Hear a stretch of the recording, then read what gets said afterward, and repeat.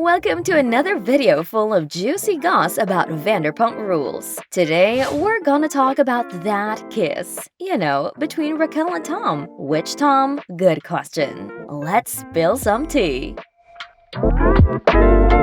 Oh well, another week, another very bizarre yet interesting examination of Raquel Leviss and Tom Sandoval's month-long secret yet not-so-secret relationship.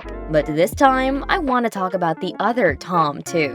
When it was revealed in March that Tom Sandoval and Raquel Leviss were having an affair for months, episode 14, titled There's Something About Her, became the finale episode of season 10. Look, some episodes of Vanderpump Rules were shot after the first time Tom Sandoval and Raquel Leviss kissed, which means you need to see it with new eyes in the wake of his incredibly bizarre interview with Howie Mandel. In the podcast, Sandoval said that he and his co-star had shared their first kiss at Sheena Shea's wedding in Mexico, which was featured in Wednesday's Hour. That obviously means that when in Cancun, he had a kiss with Raquel before his closest friend Tom Schwartz did, giving rise to the super uncomfortable situation the fandom is in. If you remember, Tom Schwartz once revealed that Tom Sandoval asked him to kiss Raquel Leviss, even though the two were already involved in a now-exposed relationship. God, oh God, what kind of a weird fantasy is this? And Raquel, girl, where are your manners? At the Vanderpump Rules Season 10 premiere party, Schwartz claimed that Sandoval made him do it. In fact, he said, "I didn't want to do it," but Sandoval said,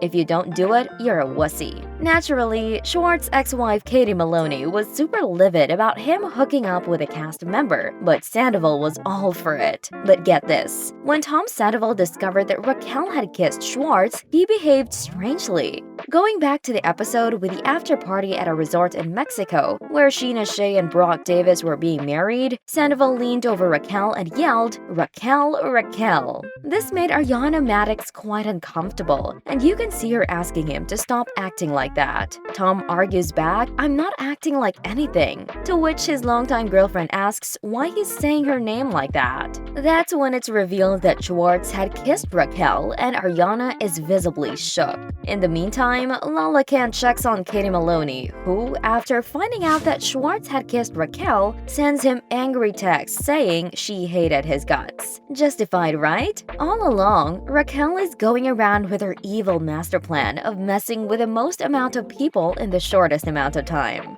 Or something along those lines, I'm guessing. She suggested to Sheena that she should go down the aisle with Schwartz as her bridesmaids after their makeout session. The nerve! Later, when the man-eater sat at the hibachi-style rehearsal dinner, James decided to speak his mind, who asked her who all she'd made out with in the friend group. Oh, if only he knew. Raquel's reply, "I'm just trying to live a little. There are other ways, sis." Anyway, Raquel is soon dismissed by Schwartz, calling their rejection of their hookup a little heartbreaking. Honestly, Lala was right when she told her that she gets her sense of worth from a man's approval, which is very sad. Oh, she also predicted a mental meltdown for Raquel, which is crazy because the girl recently checked into a mental health facility after the backlash following Sandoval. Speaking of Sandoval, eagle-eyed fans caught the insane interaction between the two. In a clip, it appears that Sandoval may have touched Raquel's butt almost right in front of Ariana and Sheena, who had their backs turned at the time.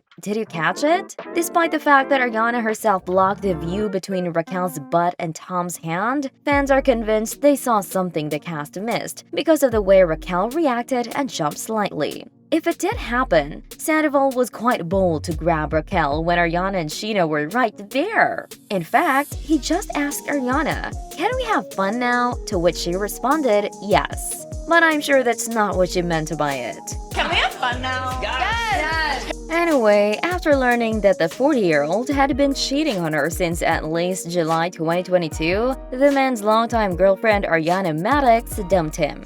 On March 1, Maddox was watching Sandoval's cover band perform when she discovered a pornographic video of Leviss on his phone.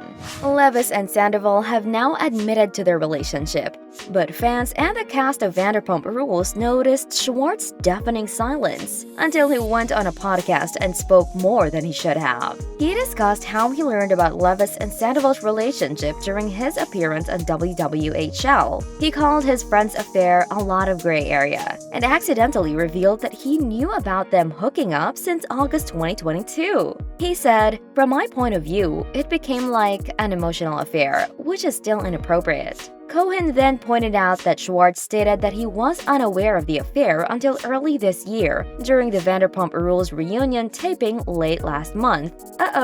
Cut. To be more specific, Schwartz said, "In January, Tom came to tell me that he was in love with Raquel.